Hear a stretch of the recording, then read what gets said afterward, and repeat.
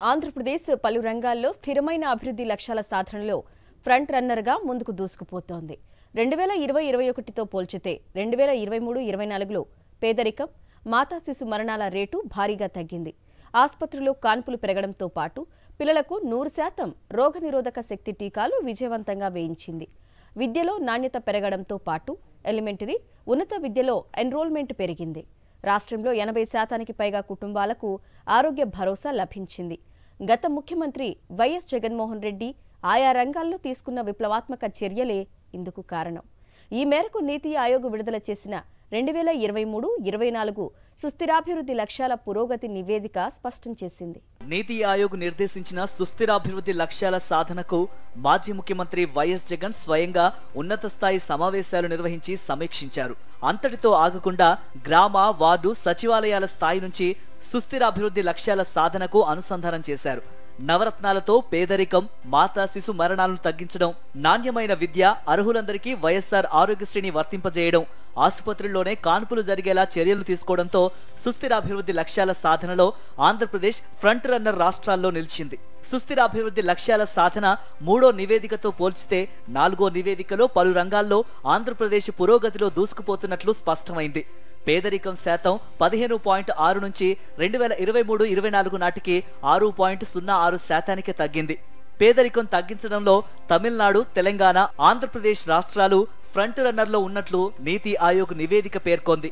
ఏపీలోని ఆరోగ్య బీమా పథకాన్ని 80.2% కుటుంబాలకు వర్తింపజేసినట్లు నీతి ఆయోగ్ నివేదిక స్పష్టం చేసింది. అంతకుముందు 74.6% కుటుంబాలకే ఆరోగ్య బీమాను వర్తింపజేశారని పేర్కొంది. మాతా శిశు మరణాలను తగ్గించడంలో ఆంధ్రప్రదేశ్ టాప్ 5 రాష్ట్రాల్లో ముందుంది. ప్రతి 1,00,000 జననాల్లో 5 ఏళ్లలోపు శిశు మరణాలు 33 నుంచి 27కు తగ్గాయని నివేదిక తెలిపింది. ఈ లక్ష్యాల్లో ఆంధ్రప్రదేశ్ మెరుగైన ఫలితాలను సాధించినట్లు నివేదిక వెల్లడించింది. 9 నుంచి 11 నెలల పిల్లలకు రోగ నిరోధక శక్తి టీకాలు ఇప్పించడంలో 87% నుంచి 100% లక్ష్యాలను సాధించిందని నివేదిక స్పష్టం చేసింది.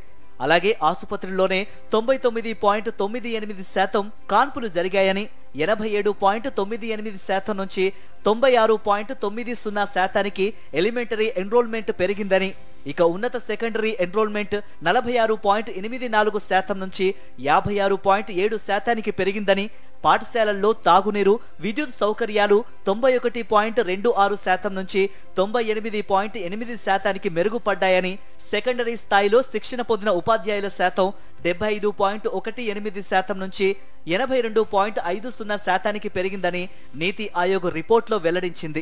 ఇక గ్రామీణ జనాభాకు తాగునీటి సరఫరా 100% మెరుగుపడిందని నివేదిక పేర్కొంది.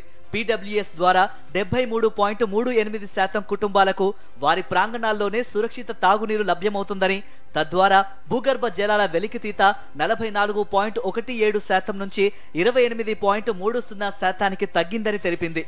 100% మందికి సరసమైన ధరలకు స్వచ్ఛమైన ఇంధనం సరఫరా జరుగుతుందని, విద్యుత్ కనెక్షన్లలో 100% అలాగే LPG, PSG కనెక్షన్లలో 103.56% లక్ష్య సాధన జరిగిందని తెలిపింది.